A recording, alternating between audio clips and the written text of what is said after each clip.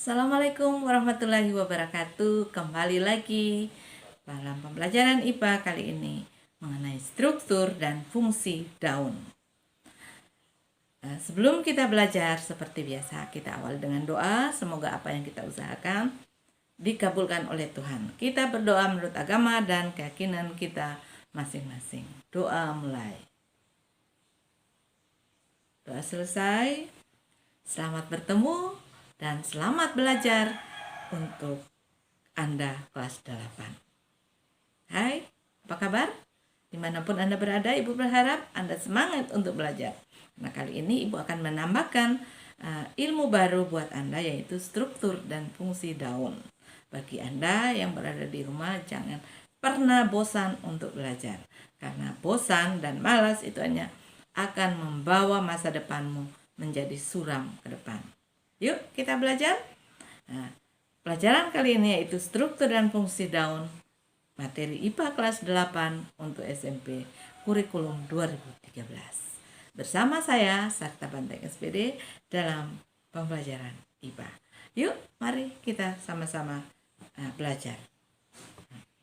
Adapun tujuan yang hendak kita capai dalam pembelajaran kali ini yaitu setelah selesai proses pembelajaran pada kesempatan ini, Ibu berharap pada adik-adik dapat menjelaskan struktur daun dengan tepat.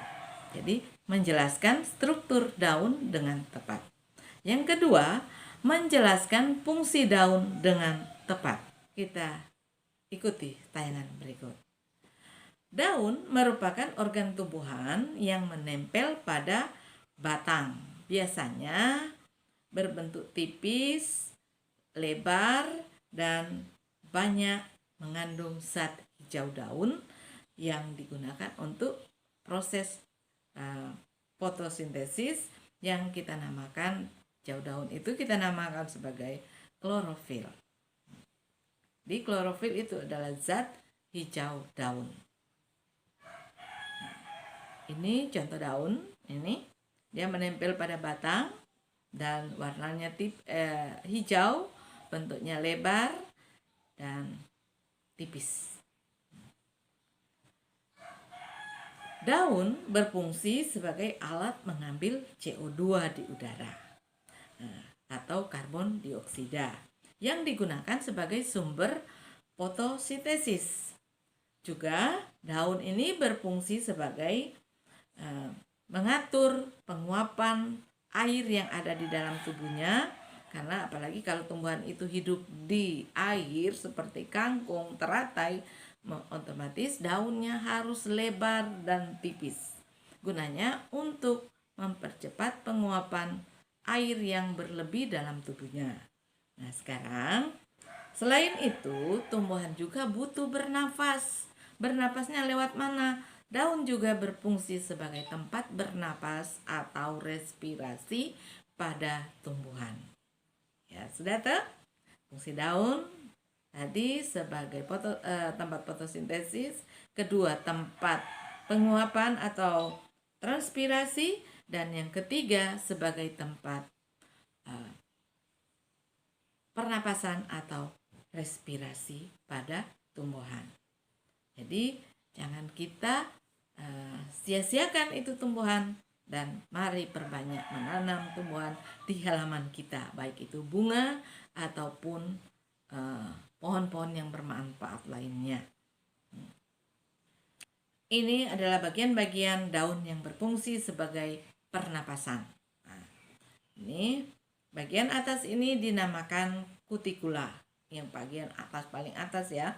Dan itu yang seperti lilin, itu yang namakan kutikula. Kemudian di bawah lapisan lilin itu yang namakan dengan lapisan epidermis bagian atas. Di jaringan mesofil ini ada dua jaringan yang terdapat di situ, yaitu jaringan tiang dan jaringan bunga karang.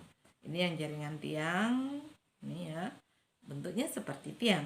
Dan yang jaringan bunga karang ini di bawah jaringan tiang, bentuknya juga seperti karang. Nah, ini yang dinamakan dengan sel penjaga, ini yang bulat-bulat ini. Yang di atas dan di bawah ada sel penjaganya. Kemudian antara sel penjaga satu dengan sel penjaga lain itu ada stomata atau mulut daun. Nah, disinilah tempat CO2 dan O2 keluar masuk untuk pernapasan pada tumbuhan. Nah, ini epidermis bawah dan lapisan kutikulanya cuma ada di atas ya, karena itu bagian atas itu kan biasanya kalau hujan datang kena lebih dulu di permukaan atas, tapi bagian bawahnya tidak terdapat lagi lapisan kutikula. Nah, itu bagian struktur daun dan fungsinya. Jadi ini daun ini juga sebagai tempat bernapas. Ini tempatnya yang dinamakan dengan stomata. Daun menghirup CO2 dan menghasilkan oksigen untuk pernapasan kita dan Anda. Berikut kita lihat ini gambar ada seorang perempuan ini berada di di hutan. Mengapa mereka sering pergi pesiar di hutan? Karena kalau kita pesiar di hutan itu rasanya sejuk sekali, udaranya sangat bersih dan suasana di sana adem ayem.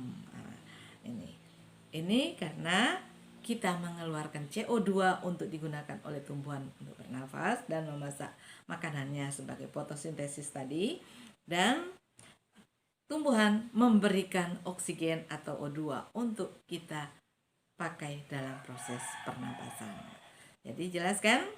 Nah, berikut, daun monokotil memiliki peruratan daun sejajar, sedangkan daun dikotil memiliki peruratan daun yang menjala. Nah, kita lihat sini, ini yang daun dikotil yang menjala ini ya, ini yang disebut dengan menjalanya, memata jala ini ya, sama dengan jala kan. Peruratan daunnya menjala, tulang daunnya menyirip. Ini yang menyiripnya ya. Ini DP peruratannya menjala. Sedangkan untuk daun monokotil dia punya peruratan daun sejajar dan melengkung. Nah, ini contohnya. Ini adalah daun apa ya ini? Seperti daun pondang, daun kelapa, itu memiliki peruratan daun yang sejajar dan tulang daunnya juga sejajar. Itu bedanya tumbuhan dikotil dan monokotil dari segi daun.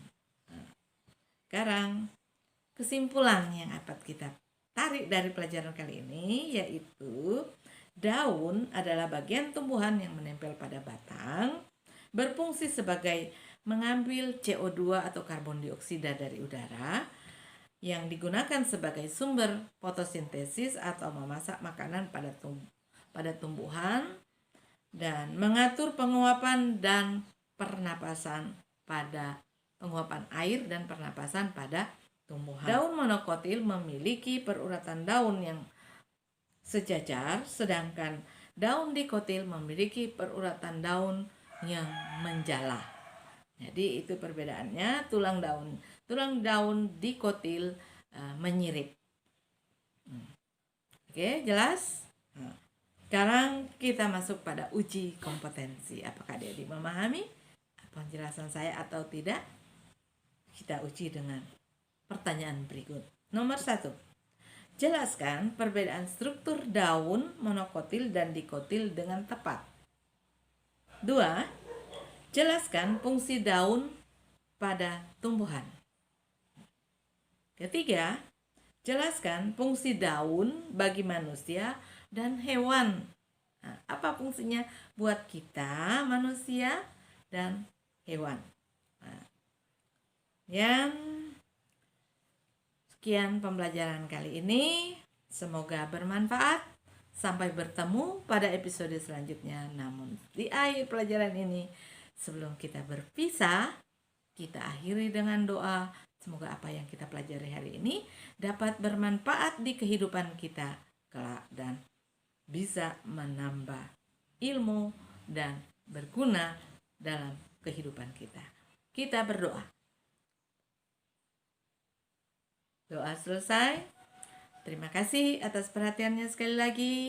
Sampai bertemu pada episode selanjutnya. Dan bagi Anda yang belum pernah subscribe video saya, silakan klik subscribe supaya ilmu-ilmu yang akan saya bagikan kelak ke Anda dapat tersambung secara berkesinambungan.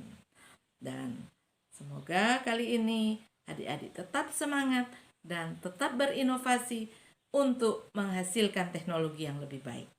Karena daun juga bisa menginspirasi kita untuk membuat suatu teknologi yang lebih canggih yang diinspirasi oleh daun. Oke, sampai bertemu kembali di episode selanjutnya. Akhir kata, assalamualaikum warahmatullahi wabarakatuh. Salam sehat.